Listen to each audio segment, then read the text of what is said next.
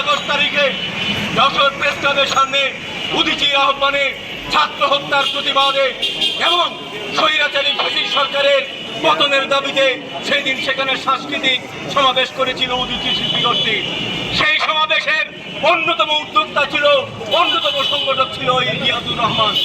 ফলে সেই দিন আমরা দেখেছি উদীচীর এই সমাবেশের পরের দিনই বা সেই দিনই যশোর জেলা আওয়ামী লীগের সাধারণ সম্পাদক সেদিন ফেসবুকে পোস্ট দিয়েছিল যে উদীচীর মধ্যে জামাত ঢুকে গেছে, উদীচীর মধ্যে স্বাধীনতা বিরোধী ঢুকে গেছে, সুতরাং উদীচী অফিস দখলে নিতে হবে, সেই পোস্টে দিয়েছিল আওয়ামী লীগের জেলা সাধারণ সম্পাদক।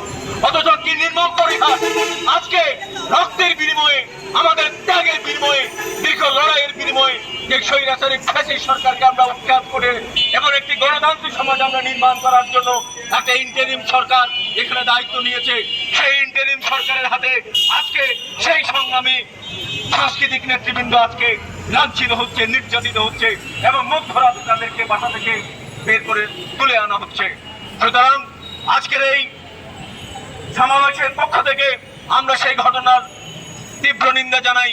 আমরা ইতিমধ্যে খবর পেয়েছি আন্দোলনের চাপে যশোরে ইতিমধ্যে থানা ঘেরাও করে সেখানে বাম গণতান্ত্রিক জোট সহ উদীচী সহ অন্যান্য সাংস্কৃতিক সংগঠন সেখানে সমাবেশ করেছে। সেই আন্দোলনের চাপে